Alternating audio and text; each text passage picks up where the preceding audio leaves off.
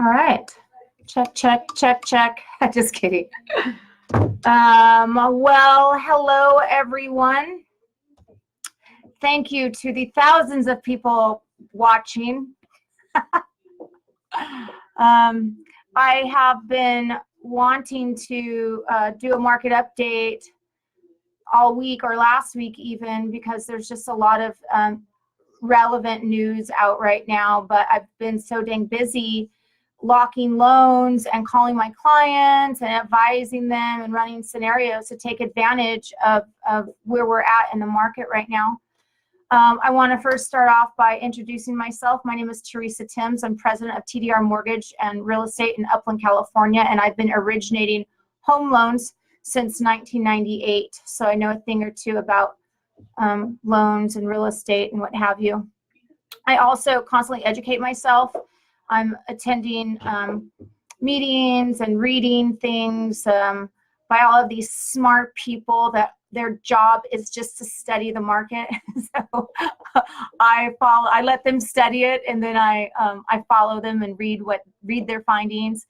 I also follow Bruce Norris, who to me is a guru. He is a local economist, data gatherer. He owns a company called the Norris Group. Bruce, if you're listening, I want to interview you soon. So I'm going to call Aaron and see if we can do a Facebook Live, because I just find your information fascinating. But more importantly, you're kind of like always right. Like you do have a crystal ball, but really the crystal ball is via data and numbers. And so when you have somebody that studies the data, they can predict the future. It might not be to the exact day and time, but they can predict the future. So Bruce Norris predicted this a year or two ago, that the rates were going to drop. Now we're not at the level that he predicted. He predicted we would see rates that we've never seen before, in the twos.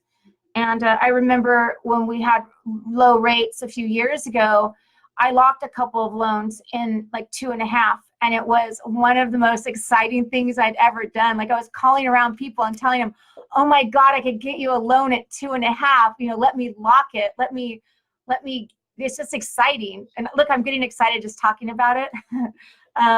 So where we're at today, the reason that you're seeing a lot of your Facebook friends talking about the rates is because we are thrilled to help our past clients. I locked a loan last week at 3.5 FHA.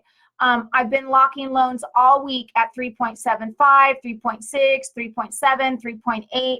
And the reason of the variance is there's many reasons: loan amount, credit score. When we're looking to refinance somebody, you just did a purchase for someone and they paid all this money in closing costs and they got their loan and maybe they've been paying on it a year or two. Well, you don't want to start all over again. You don't want to start those principal paying years all over again. But when your loan is really new, it's really not that big of a deal. But the way it works is when I kind of wrote something down. So let's say you're saving $200 a month and your closing costs are around $2,300. Now, when we do these loans, our goal is to do them no cost. But we also want to have the benefit of the monthly savings. So if I kind of do a combination of the two, and so if you're saving $200, but the closing costs were $23, that's a break even on that cost or that investment of 11 months. So I would do that all day long to save $200, especially if that house is going to be a long-term keeper. There's so many things that go into an analysis. If you picked up the phone and called your internet lender, and this is the big disconnect why you do not go to an internet lender, because you know what they do? It's like a boiler room sweatshop. They're taught to sell. It doesn't matter if the benefit is to you or not. They are taught to sell and to close the deal. So, they could sell you, and you might not even know, because, it's still kind of complicated. They could sell you a dang loan where you're going to add $8,000 to your principal balance and you're saving $50. Well, a lot of people think, oh, cool, I'm saving $50 and maybe I got $2,000 at the close and I don't have to pay a payment in August. There's be a line of people signing up for that. But I'm going to say, no, you're not going to add $8,000 to your principal to save 50, especially if I know the market, I know rates, I know where they're headed, I know what's going to happen. You know, I can't tell you how many clients last year I told, don't worry about that rate. I know it sucks. I locked a loan at like 6% last year. It was the last high one that I locked, and it was like a big gulp. But I told them, I'm all, listen, this is going to solve a problem, and we're going to refinance you in 12 to 18 months. The rates are going to be down in the threes. And guess what? The rates are down in the threes. So I am thrilled. I'm thrilled for my clients. So that's why I've been so busy calling people. And sometimes I feel like I'm having to talk them into refinancing, because they think that, a lot of people think, if you're in an FHA loan, it has mortgage insurance, and you're at 4.5. Well, they don't want to refinance FHA to FHA. They want to refinance FHA to conventional to get rid of the mortgage insurance.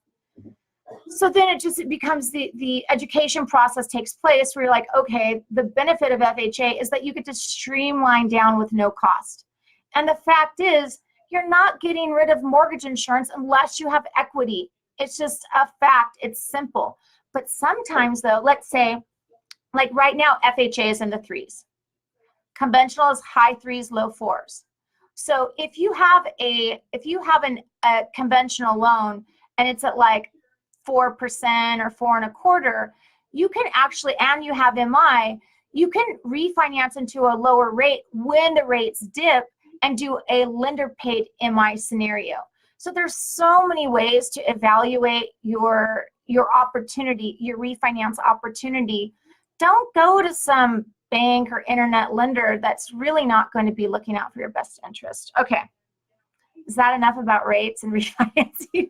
But that's all we've been talking about, because the treasury going below 2 is huge, huge, huge, huge. And that's usually a precursor for a recession. They say, the experts say that a recession usually follows in 12 to 18 months. And keep in mind, don't think that we are not going to have a downturn. Don't think that we're not going to have a crash. It's going to be mild, but it's going to happen. So I kind of chuckle when I hear all these people talk about the market and don't worry. Well, yeah, don't worry, but be aware that it is on the horizon. It's going to happen. With rates falling the way they have, last year when the rates were going up, we started turning into a buyer's market. Prices were on the market longer. People were doing price reductions, especially in the higher areas in Orange County, that luxury market. Houses were sitting for 6 months. So that's a long time to sell your house. And now I think they're at about 3 months or so. Okay, so we were a buyer's market, then we went even buyers and sellers, and right now it's turning into a seller's market again. What happens when the rates go down? I did another little scribble, so it's easy. What happens when the rates go down are, okay, so at 5%, you want a $2,800 monthly payment. That's your limit, that's your budget. Well, you would have bought a 390 house. And this is with FHA. You would have bought a 390 house. Well, now with a lower rate of 3.75, and you could probably even get lower, but we like to give a little closing costs on FHA usually. So 3.75, that payment at 2,800. Now they could buy a 435 house. So that's a lot, right? Almost 50,000 more buying power. So there's a lot of people that were looking at houses and they just weren't feeling that, $390,000, $400,000 house, so they're going to stay put. Well, guess what? They're not now. And the word, we put the word out to our database, but it takes a little bit for people to kind of, grasp it and things to stick, so to speak. And then the media will get a hold of it. And I just saw something on the news just recently, and there hasn't been a lot of talk about the impact of the rates going down. So it's summertime, party's on. Rates are down. Get ready for multiple offers. Okay. I'm really thirsty right now. I talked a lot, huh? So should I buy? Well, our prices are still pretty high. So I get a lot of people that are concerned that, they're buying at the top of the market. And you should be concerned, right? Be concerned, because that's something to take into consideration. I think nobody wants to misstep and buy at the top of the market, and then a year later the prices drop $50,000 or something. That I think that is keeping a lot of people out of the market, and they're waiting for the prices to come down, and they will, but we just don't know when. Will it be 12 months? Will it be 24 months? We just don't know, but they will. So if you're not in a position to buy a house right now, get your credit in order. Talk to me, call us. Let's do a pre-qualification, run your credit and see where you're at, and give you a goal. Give you a goal. You need to save this much money for a payment of this much in this area. It's okay to plan a year in advance for something so big, a major purchase. Now, for those of you, kind of on the fence about whether to buy now, my opinion, I would buy a house right now. I would absolutely buy a house right now. It would just depend. It would depend on how much money I had for the down payment. It would depend on how much reserves I have. I certainly wouldn't go buy a house that was at the very top of my affordability and spend every last penny I had to buy this house that needed a lot of work. But would I go buy a house with a 3% or 3.25% rate where the rent is about the same as the monthly payment? Yeah, sign me up. I'd buy 10 of those houses. So really, your decision to buy is going to be layered with many factors. And if you get sound advice from people that really know and understand the market and understand investing in real estate, I can be of great assistance in that area to talk you through.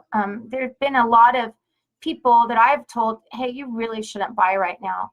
Or, you know what, don't sell your house right now. And that's, in our market, that's kind of uncommon because we're salespeople too, right? Just like the internet lenders. But what's a little bit different about myself and my company is that we want to be a resource to you now and next year and 10 years. And I mean, to give somebody, it's not that hard to give people real honest advice. The problem is a lot of people don't really know the market and know where it's headed. So they don't know to tell you to really sell. They're always going to tell you to sell. They don't know that that you should keep the house to, gain more equity or have the write-offs. They're a commissioned salesperson. They're going to tell you what's in their best interest. So you need to find somebody that's going to look in your best interest. And I know a lot of you already have partnerships with people, and that's awesome. And you should support those people. They're your friends. We should all take care of each other. But if you're looking to refinance and that is your friend is with a bank or a direct lender, they're simply not going to have access to the low rates that a mortgage broker has access to. So go ahead and talk to your friend or family member and then give us a call and let us give you a second opinion. And see if you can save money over the long run. I mean, if you're going to refinance, you might as well be getting the most bang for your buck. Okay, so what does the future hold? Well, like I said, we're turning into a seller's market. I really think there's going to be a frenzy during the summer with the amount of affordability that has been increased so rapidly. I still think that people are very cautious. People that are buying right now are people that didn't buy or new buyers coming on the market. And the profile of the millennial buyer is very conservative, I've noticed. And they need to be conservative because they have a lot of student loan debt. So they have a lot of bills to pay. So I can really appreciate that. They're dual income, they're making good money. They have some savings. Oftentimes they can go conventional, but might choose to go FHA so that they can use less of their money and keep more in savings. So we're look for the rest of this year to pretty much go off like gangbusters.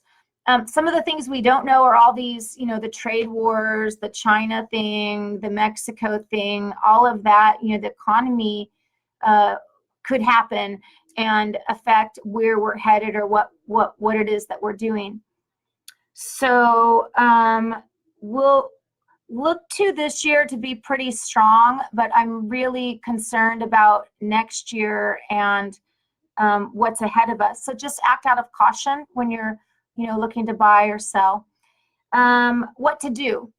So what to do. If you want to buy, you need to talk to somebody and get pre-approved. Let us run your credit. Let us look at your documents, and let's work through it and see if now is a good time or wait. Like right now, you don't have to buy right now. It's not like in 2012, buy right now, buy right now. It's not 2012 or 13 or 14. You know, prices aren't like this.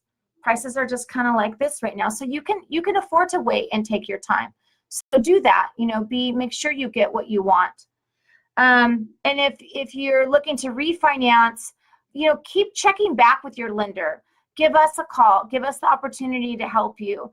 And I think that's it. Do I have any questions? Let's see. All right, Tracy. Hi, Tracy. Oh, that's awesome. I can't wait to see her information. That's awesome. I'd love to be able to save her some money. Okay.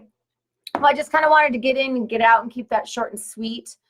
Thank you all for joining, and I wish you a wonderful start of summer. I think summer is like officially starting this Friday, if I'm not mistaken. So anyway, I love you guys, and thank you for all your support. Oh, by the way, Stephen Littlefield, I got this book, The Business of Gratitude. I can't wait to dig into it. So thank you. Mwah.